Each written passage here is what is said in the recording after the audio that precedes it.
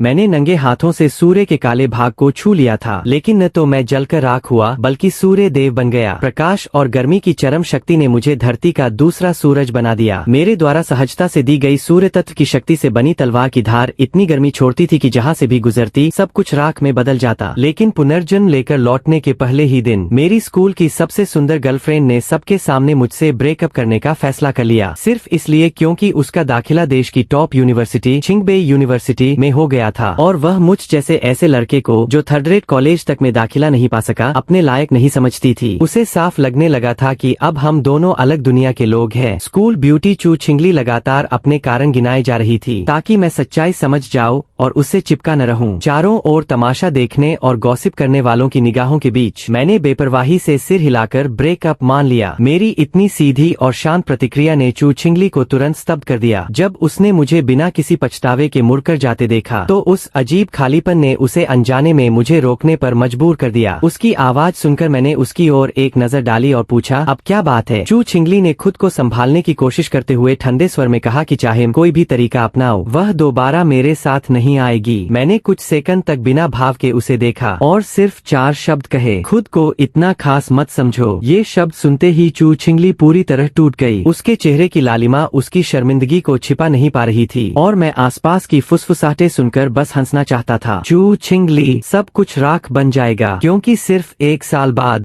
पूरी दुनिया आध्यात्मिक शक्ति के पुनर्जागरण का सामना करेगी। दुनिया आसमान से जमीन तक बदल जाएगी। समाज के नियम फिर से लिखे जाएंगे। साधकों का युग आने वाला है। शक्ति ही हर चीज को मापने का एकमात्र पैमाना बन जाएगी। पिछले जीवन में मैं बस एक साधारण इंसान था जो हर दिन मुश्किलों में जीता था। अनगिनत म्यूटेंट प्राकृतिक आपदाओं में बदल गए थे। न जाने कितने शहर तबाह हो चुके थे और मैं भी उन दानवों के शिकार से बच नहीं पाया। आखिरकार मैं उन्हीं के मुंह में मर गया। उस ठंडी और निराशा भरी घड़ी में बदले की आग के बावजूद मैं शिखर तक नहीं पहुंच सका। तभी मुझे ब्रह्मांड का परम सिस्टम मिला। उसने मुझे आध्यात्मिक पुनर्जागरण से 1 साल पहले वापस भेज दिया। इस सिस्टम के पास ब्रह्मांडीय रहस्यों का सर्वोच्च एल्गोरिदम है। यह मेरी आध्यात्मिक शक्ति के अनुसार अपने आप विकसित हो सकता है। अभी ज्यादातर लोगों को आध्यात्मिक पुनर्जागरण के बारे में कुछ भी पता नहीं है और मैं चाहता हूँ कि इस दौरान होने वाली सारी असामान्य घटनाएं मेरे अपने उपयोग में आ जाए। उसी समय रेडियो स्टेशन और भी खबरें प्रसारित कर रहा था। रिपोर्ट में कहा गया कि मछुआरों को एक विशाल एबालोन मिला है और पर्यटन क्षेत्र का एक बड़ा पेड़ रातों रात इतना बढ़ गया कि लोगों से भी ऊंचा हो गया। खबरों में कोई घबराहट नहीं थी, नहीं एबालोन के विद्रोह जैसी घटनाओं से इनकार किया गया, बल्कि लोगों को सावधानी बरतने की सलाह दी जा रही थी। लेकिन मेरे जैसे लोगों के लिए जो सच्चाई जानते हैं, यह साफ था कि सरकार जानबूझकर कुछ चेतावनियां जारी कर रही है। देश की यह शांत चेतावनी देने की शैली एक पुरानी परंपरा थी। यह लोगों को पहले से संकेत देकर शांत रहने देती है। अपने देश पर भरोसा रखो। हालांकि ऐसा करना काफी मुश्किल होता है, लेकिन इसका असर पड़ोसी देशों की तुलना में कहीं ज्यादा मजबूत होता है। इसी समय मैं भी फोन के फोरम पर कुछ असामान्य घटनाएं खोज रहा था। तभी एक खबर ने मेरा ध्यान खींच लिया। उत्तरी स्कूल जिले में बैंगनी रेखा की शक्ति सामान्य स्तर से कहीं अधिक थी। कुछ लोगों ने यह खबर भी देखी, लेकिन उन्होंने इस पर विश्वास नहीं किया। वे छिंगबेई यूनिवर्सिटी से ज्यादा दूर नहीं थे। यह जगह एक गुप्त क्षेत्र थी और समाचार रिपोर्ट में बताया गया कि छिंगबेई के उत्तरी स्कूल जिले का तापमान 74 डिग्री तक पहुंच गया है। टिप्पणियों में लोगों की अविश्वास भरी बातें देखकर हल्का सा मुस्कुराया। अब ज्यादातर लोग इन खबरों को सिर्फ मजाक या अफवाह समझ रहे थे, लेकिन केवल मैं जानता था कि मुझे पहला अवसर मिल चुका है। 15 मिनट बाद मैं छिंगबेई स्कूल के उत्तरी गेट पर अपने चेहरे का पसीना पोंछ रहा था। यहाँ का असामान्य तापमान सचमुच अजीब था। मैंने देखा कि सूरज की रोशनी जमीन पर पड़कर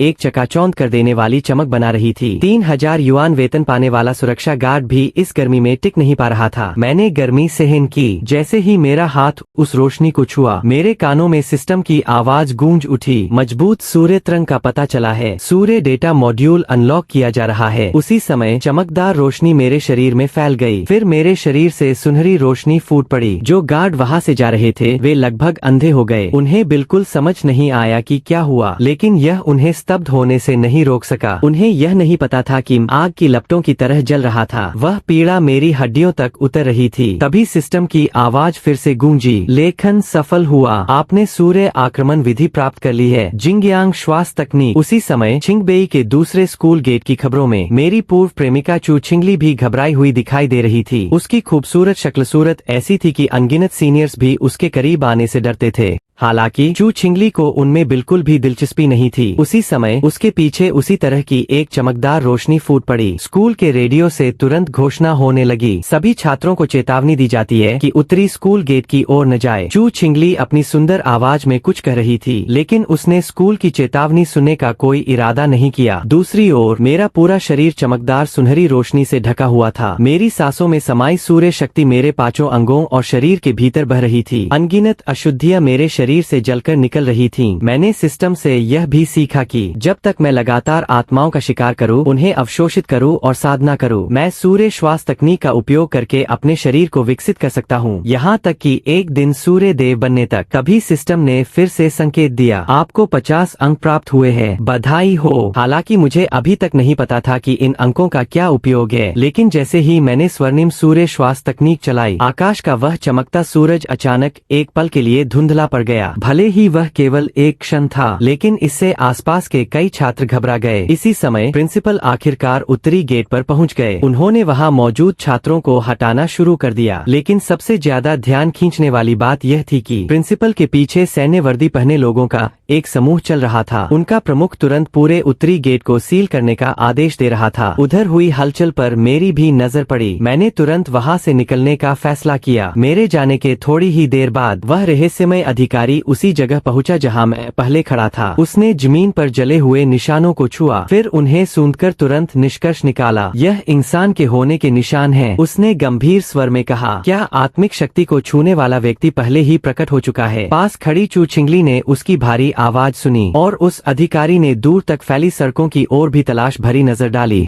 आज मेरा वीडियो बनाने का मूड नहीं है, मुझे बहुत नींद आ रही है। कल से मैं नियमित रूप से वीडियो अपलोड करूंगा। जुड़े रहने के लिए लाइक और सब्सक्राइब करें।